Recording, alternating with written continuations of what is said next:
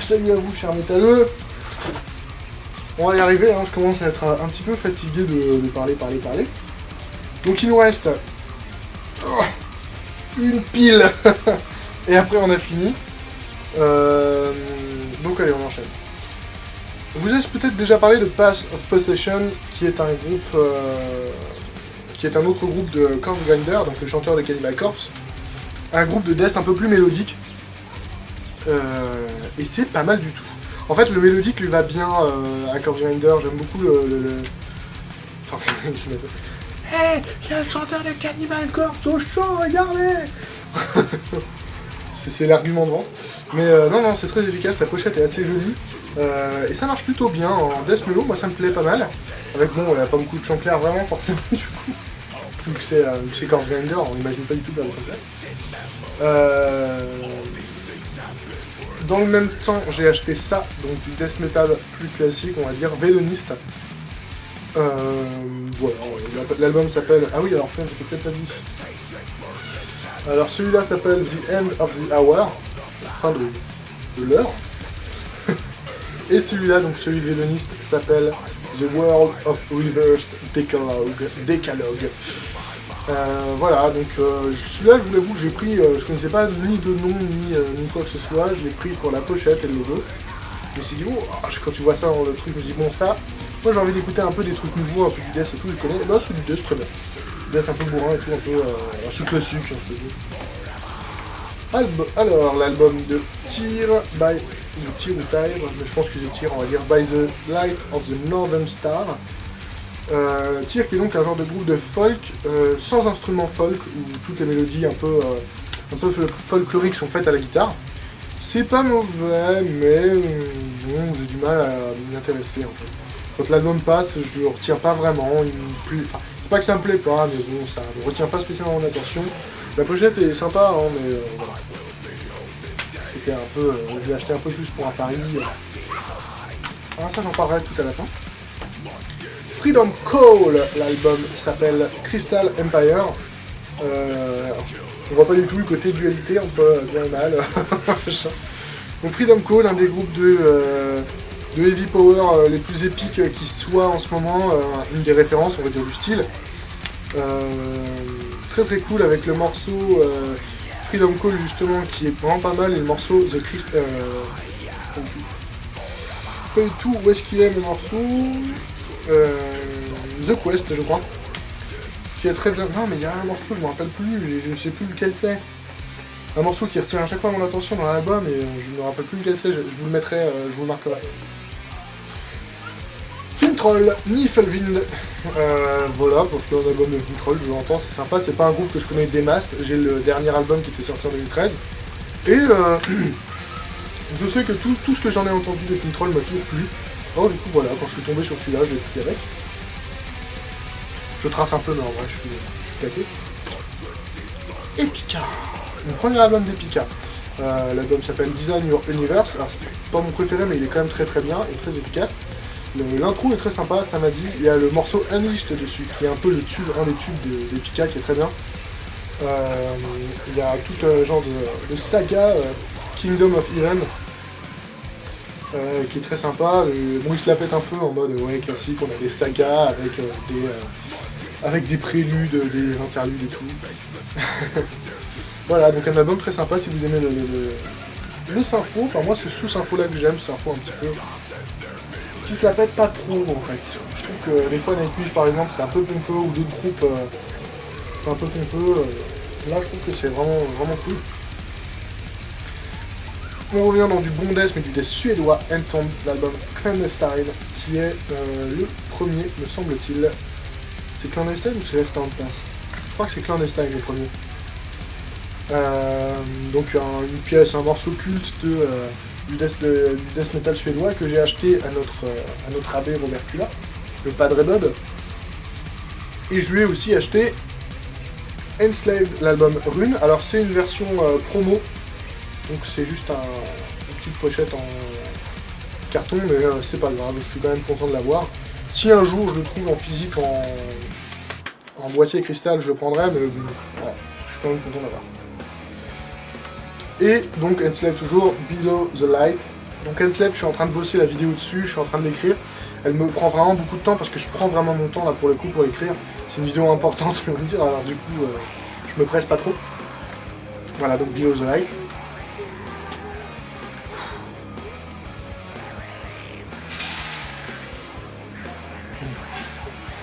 On s'en rend peut-être pas compte comme ça quand on est derrière l'écran et tout, mais se poser pour parler pendant longtemps, sans s'arrêter, eh ben, ça fatigue la voix déjà. Je sais pas, tu l'entendez peut-être, enfin moi je le sens en tout cas. Et tout à l'heure je me suis levé pour me remplir mon verre d'eau et j'avais la tête qui tournait un peu, donc c'est vraiment un effort à faire, quoi. Et là où m'a bien aimé m'a dit que voilà l'effort que faisaient les profs. Quand un prof se tient devant vous, debout pendant 1 heure, enfin pendant 2-3 heures pour vous parler sans interrompre, et là c'est un effort physique qu'il fait. Bon, un album que j'ai acheté récemment, N-Steel, ou N-Stilé, j'ai entendu des gens dire, moi je préfère N-Steel, Capitulation 2013, Capitulation 2013,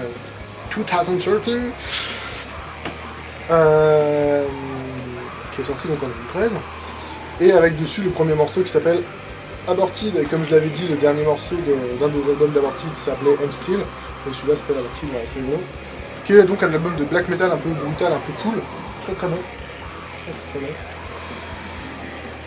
Ah, cadeau encore une fois de ma bien-aimée, l'album Transcendance de du Devin Townsend Project, même plus précisément, qu'on est allé voir en live à Marseille, et c'était très bien. Alors, oui, il y a l'album Transcendance, qui est très bon. Moi, je l'aime beaucoup. Je sais qu'il n'a pas forcément plu à tout le monde. Certains ont été un peu déçus. Mais je trouve que des morceaux comme Offer Your Light, par exemple, ou Stars, ou Higher, tout ça sont des morceaux magnifiques. Stormbending est excellent. Et Truth, qui est déjà un vieux morceau, est mortel. Donc en soi, tout l'album est très bon. Mais il y a aussi un CD bonus, si vous avez la même version que moi. Un CD bonus qui s'appelle Holding Patterns. Et il y a plein de morceaux qui valent vraiment le coup. Et c'est vrai que souvent les CD bonus on prend pas forcément la peine de les écouter tout de suite et tout, mais prenez le temps d'écouter celui-là, il y a vraiment de très bons morceaux. Le premier, Gump, qui est très cool, Time Overload, qui est super bien, Victim, qui est super bien aussi, Support the Cause et tout. Et tous les morceaux sont super prenants, quoi. Donc prenez le temps, il vaut le coup. Alors, un album de Destruction qui s'appelle Inventor of Evil, qui est sorti en 2005 si je ne m'abuse. Je ne sais pas, je ne vois pas où c'est marqué, il y a trop de trucs écrits derrière. C'est pas grave, il me semble qu'il est sorti en 2005. Avec le Matt Butcher en couverture, j'aime beaucoup ce personnage. Et donc un album de thrash très efficace qui est pour moi, Destruction n'a jamais trop failli à sa cause, excepté pour l'album, quand ils ont fait leur période avec l'album The Human Cannonball, machin chose, Human Cannonball je crois, je suis pas sûr, je crois que le titre est un peu plus long. Mais là, où ils sont vraiment perdus dans les méandres du Nawak. J'avais un autre chanteur, mais avec Schmier, le chanteur original, c'est pas du tout décevant.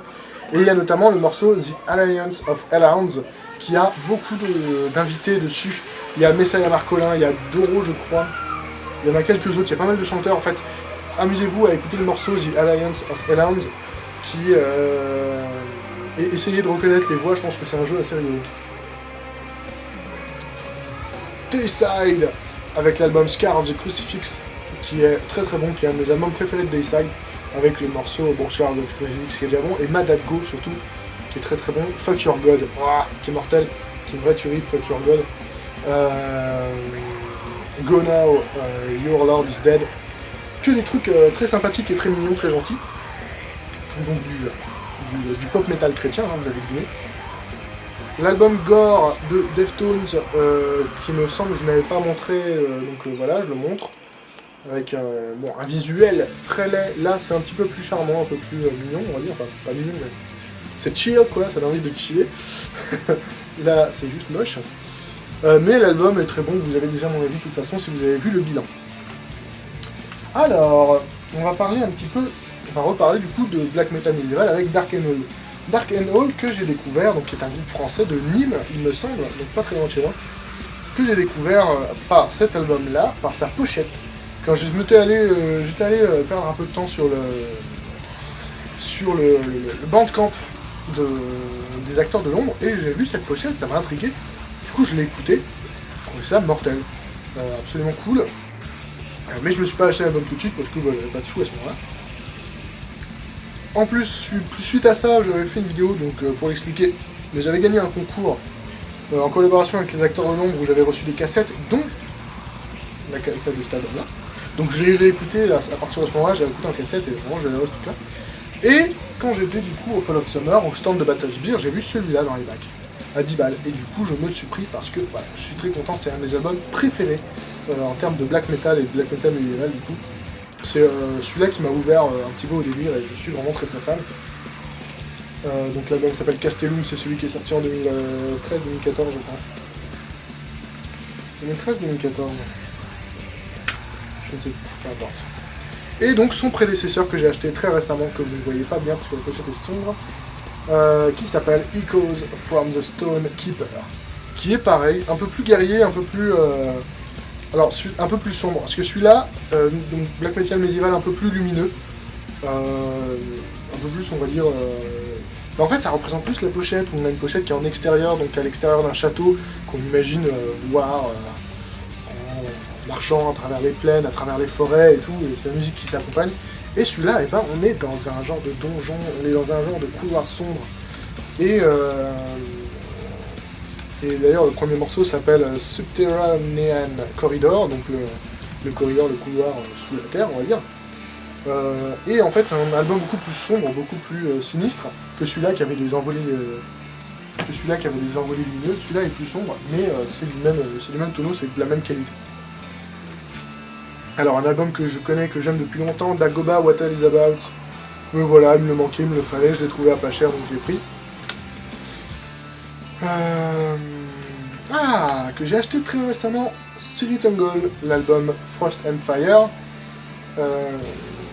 qui est donc un des premiers groupes, on va dire, de Doom, de Heavy Doom, assez épique et super cool. Et le morceau donc Frost and Fire est très bien, et en bonus track, on a le morceau Spirit Angle en version live, qui est super bien aussi. Tout l'album est hyper enchanteur, alors c'est un peu un retour au passé, parce que la production est vraiment old school, là, pour le coup. Mais voilà, si vous aimez le heavy un peu à l'ancienne, bah, ça vous plaira. Chapel of Disease, dont j'avais parlé dans ma vidéo sur FDA Records, qui s'appelle maintenant Records.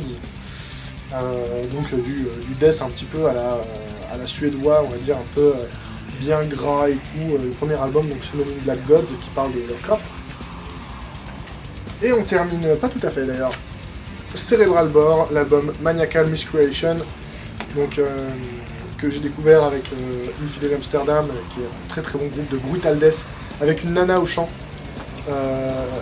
Voilà, ça tue, simplement. Si vous aimez le brutal death, l'album est très court, il s'écoute très vite. Et le dernier album de cette série de vidéos que j'ai donc reçu aujourd'hui, Prognate, donc c'est un groupe toulousain de death metal, de death grind plus précisément. Alors eux ils disent paléo death grind, mais musicalement c'est du death grind. Donc il y a l'album We're Sane qui est leur troisième, mais c'est un digipack avec donc 2 CD. Donc l'album We're Sane et là un album qui s'appelle Retrognate, mais qui n'est pas tout à fait un album, qui est plutôt qui est plutôt leurs 2 anciens albums, ou leurs 2 anciens EP, je crois que leurs 2 anciens albums, qui s'appelle donc Revelation Flesh, qui était sorti en 2013 je crois, et Prognate, donc l'album éponyme qui était sorti en 2014 si je ne m'abuse. Voilà, et du coup c'est du death grind très très très bon, c'est toulousain. Ils viennent de sortir cet album là qui est très bon, qui s'appelle We're Sane. We're Sane, vous pouvez aller écouter sur leur bandcamp et acheter cet album là-bas au même endroit. Il est vraiment très très très cool. Voilà, Prognate. Et on en a fini pour cette année qui fut décidément riche en CD. Alors, je décroche la caméra pour vous montrer un petit peu. Oh, je peux pas trop la débrancher parce que voilà, mais du coup voilà, donc on a toutes ces piles de CD. Ah, derrière vous le voyez peut-être pas, c'est peut-être par là. Je peux pas la décrocher parce qu'elle est branchée la caméra et qu'elle n'a pas de batterie sinon. Donc alors non seulement vous pouvez voir le jardin voilà, de mes voisins, avec la vue de mon balcon, c'est très, très joli, mais surtout voilà les vinyles qui sont derrière. Donc voilà. Hop, on la raccroche. Donc voilà, voilà, la vidéo de collection de cette année est terminée. Pour la suite des... je sais pas combien d'épisodes j'ai fait, je crois que j'en ai fait 4 ou 5, c'est n'importe quoi. Donc on se retrouve nous pour des prochaines vidéos, et la prochaine vidéo collection qui arrivera donc en juin 2018, enfin mai-juin 2018 on va dire. Voilà, donc j'espère que j'aurai une nouvelle année riche en CD, en vinyle, en concert, un truc comme ça. Je vais m'arrêter là parce que j'en ai marre et que j'en peux plus. Et je vous souhaite du coup une bonne journée, une bonne année et une bonne tout ce que vous voulez. Et on se revoit donc très bientôt pour de nouvelles vidéos. Allez, à plus!